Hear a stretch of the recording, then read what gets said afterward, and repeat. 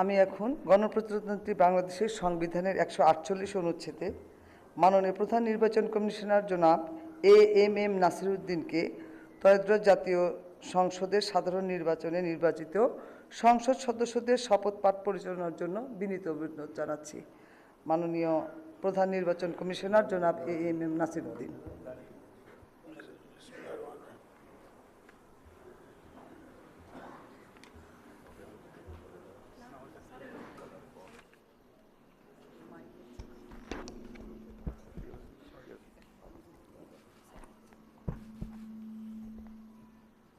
বিসমিল্লাহির রহমানির রহিম।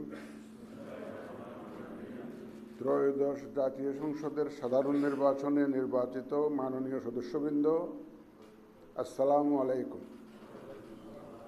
আপনাদেরকে আন্তরিক অভিনন্দন। এখন আপনাদেরকে শপথ বাক্য পাঠ করানো হবে।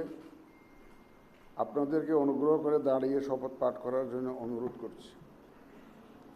উল্লেখ্য যে আমি শব্দটি উচ্চারণের পর মাননীয় সংসদ সদস্যগণ ডট চিহ্নিত স্থানে নিজের নাম পাঠ করবেন। আমি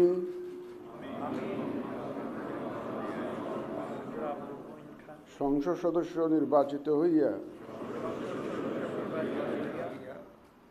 সশ্রদ্ধ চিত্তে শপথ বা দৃঢ়ভাবে ঘোষণা করিতেছি যে আমি যে কর্তব্যভার গ্রহণ করিতে যাইতেছি তাহা আইন অনুযায়ী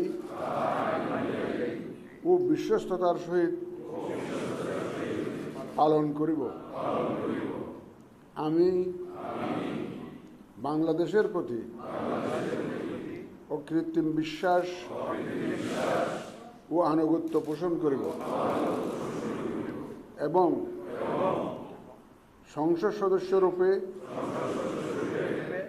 আমার কর্তব্য পালনকে ব্যক্তিগত স্বার্থের দ্বারা প্রভাবিত হইতে দিব না। ধন্যবাদ।